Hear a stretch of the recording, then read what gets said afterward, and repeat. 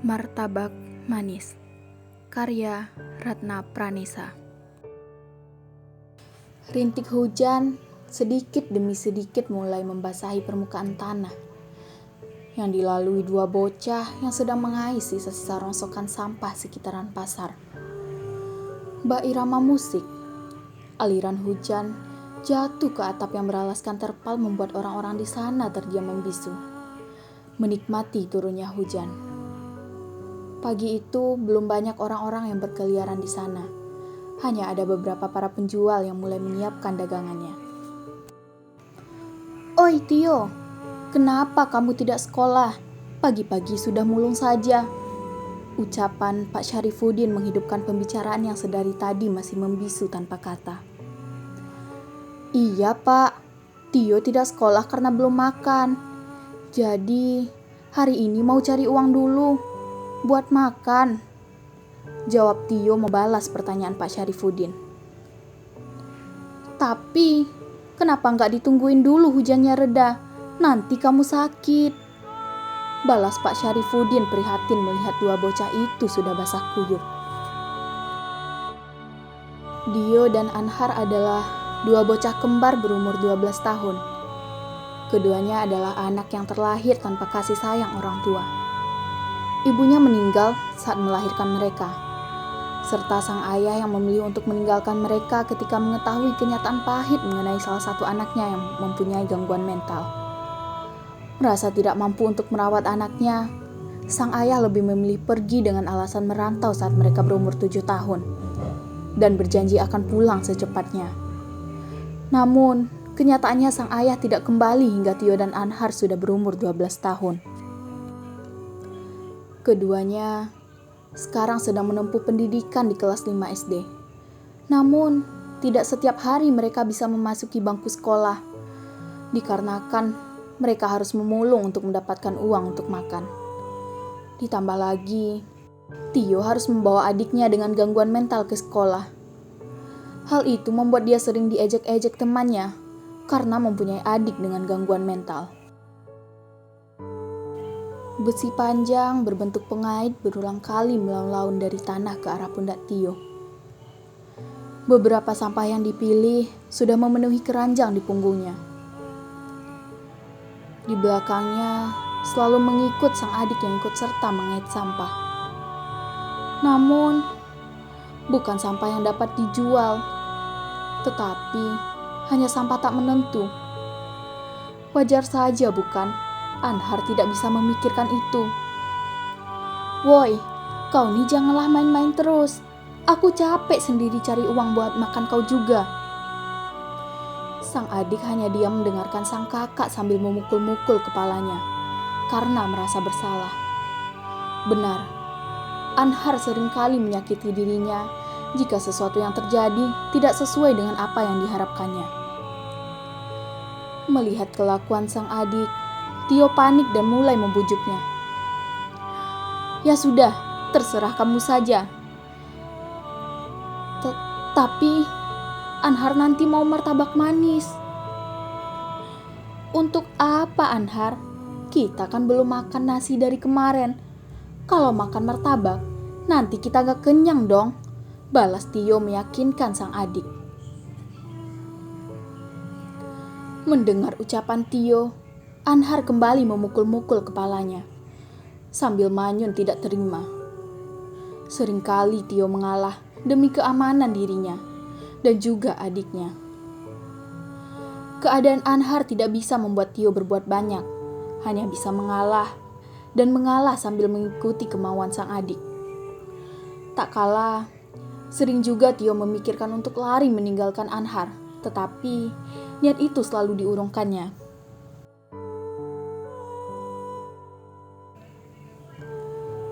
Hujan tak kunjung reda. Tio memutuskan untuk segera menjual sampah rongsokannya dan mendapatkan uang 10.000 rupiah. Dan dengan uang itu, ia akan membelikan martabak manis yang diinginkan Anhar. "Martabaknya setengah aja ya bang, duit saya nggak cukup." "Serius dek, yakin kamu itu cukup? Ini saya kasih full deh buat kamu. Tenang, Bayarnya setengah aja juga nggak apa-apa. Serius bang? Alhamdulillah, makasih banyak ya bang, ucap Tio dengan senyum lebarnya. Sudah terbayang oleh Tio, bagaimana nantinya sang adik akan senyum bahagia melihat martabak kesukaannya.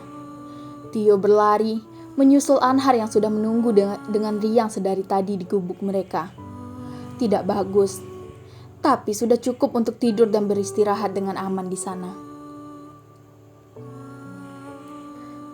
Ini untukmu Anhar, aku nggak makan. Martabak itu dilemparkan Tio ke pelukan Anhar. Anhar hanya terpana dan bingung dengan sikap kakaknya. Sebenarnya, Tio paham betul bahwa Anhar sangat menyukai martabak.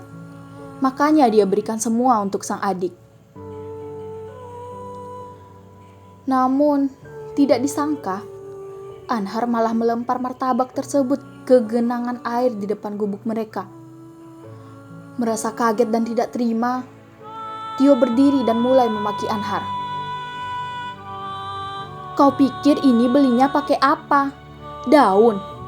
Tidak Anhar, susah payah aku cari uang hanya untuk menghidupimu. Kau saja yang tidak punya otak. Sudahlah, aku sudah tidak tahan. Pantas saja semuanya tidak ada yang peduli. Bahkan, ayah saja juga tidak memikirkanmu. Untuk apa aku memikirkanmu? Di bawah derasnya hujan, Tio berlari meninggalkan Anhar. Banyak kekecewaan dan kemarahan berkelumat di dalam hatinya. Genangan air kotor bahkan tak dihiraukannya. Yang ia pikirkan hanyalah lari dan lari dari sang adik. Bukankah ini terlalu tidak adil? Begitu banyak hal yang sebelumnya aku rasakan sebagai anak kecil. Hidupku bahkan sudah dituntut untuk dewasa saja. Setiap hari, aku harus memikirkan bagaimana hidup kami harus bertahan. Bukan hanya diri sendiri, tapi juga Anhar. Ibu, tolong aku, Ibu. Air matanya sudah menyatu dengan deras hujan. Dengan keadaan basah kuyup, ia menaiki angkot untuk pergi ke desa sebelah dahulu. Hal itu dilakukannya untuk menghindari sang adik.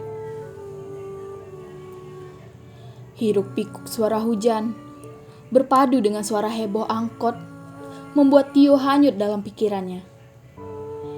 Mengingat bagaimana dia menghabiskan waktu selama ini dengan adiknya, bercanda ria sambil berlari-lari kecil saat memilih rongsokan, bahkan kadang saling berebutan.